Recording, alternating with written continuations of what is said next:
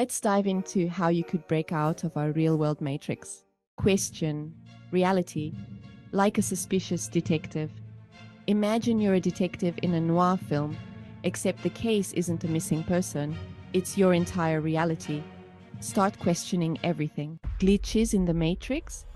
Ever had déjà vu, like the universe hit copy-paste on your day? Or those times when you're sure you left your keys on the table but they teleport to your pants pocket? Classic matrix glitches. The fact that subatomic particles behave differently when observed? That's like catching your Sims doing something shady when you zoom in too fast. It's like being in a video game where you suddenly notice the NPCs, non-player characters, repeating their lines. First, it's charming. Then you realize your entire world might be scripted, and you're like, wait a minute. Take the red pill. Unplug your Wi-Fi. To break out of the matrix, you first have to choose it. In the matrix, Neo gets a red pill to wake up. But since we're talking, you probably don't need to raid a pharmacy for mysterious red meds. Just try modern-day red pill.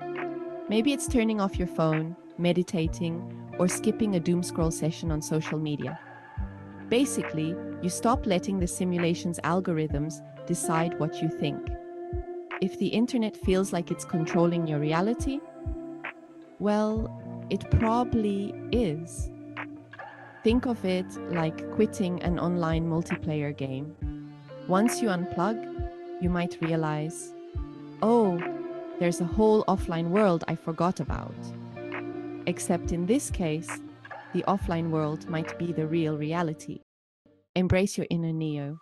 Hack reality. Okay, if life is a simulation, then it has rules, and rules can be bent. Lucid dreaming equals cheat codes. Ever had a lucid dream where you suddenly realize, hey, this is my dream, and start flying on a magic carpet? If the world's a simulation, you should be able to pull similar stunts. Lucid dreaming is like finding out you're the admin on a Minecraft server. Suddenly anything is possible. It's like realizing the world is one big Excel spreadsheet. And now you have the power to type in some total freedom. You just need to learn the right formulas or tricks to get the results you want. Find glitches in reality. The universe might just be a bad developer. Look out for bugs in the system, like the universe is running Windows 98. Ever seen something so weird that you couldn't explain it? Maybe that's a hint the simulation's code is a little off. Weird phenomena like déjà vu, Mandela effects. Did the Berenstain Bears change spelling? Or did we just switch universes? Or even those times when you're positive you hit all the green lights on the way to work. Coincidence?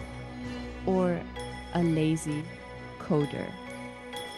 Think of the universe as that annoying Wi-Fi connection that keeps buffering right when you're streaming your favorite show. Maybe reality just needs a reboot, and we're all stuck waiting for the lag to catch up.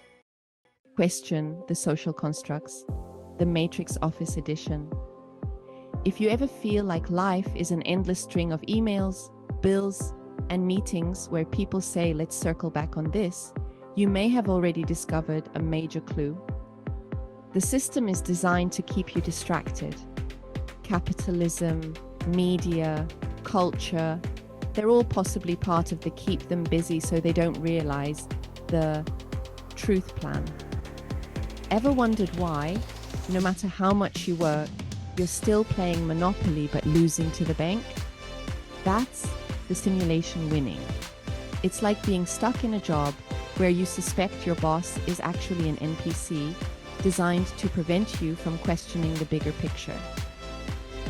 Sure, I'll fill out that TPS report, you think, while wondering if you're secretly in a Truman Show scenario. Spirituality, use the Force. What if breaking out isn't about unplugging from some cosmic server farm, but about upgrading your mind's operating system?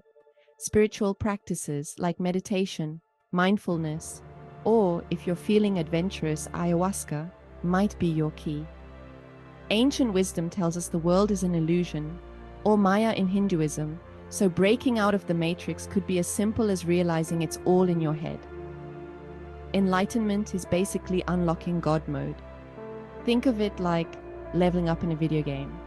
Right now, you're stuck at normal human, but with some meditation or a spiritual awakening, you could unlock guru or wizard mode, where you can perceive the true nature of the game.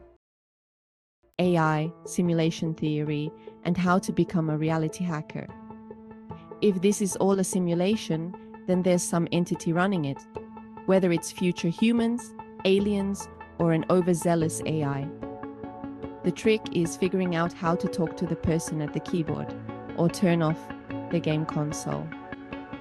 Nick Bostrom's simulation hypothesis is basically the fancy way of saying, what if we're just Sims in a cosmic version of The Sims? And like any good sim, you can start to push back against the system, set your stove on fire, take a swim without a ladder, whatever it takes to get the player's attention. You're like a Tamagotchi who suddenly becomes self-aware. Wait, am I just pixels being fed by a 12-year-old with too much free time? The goal?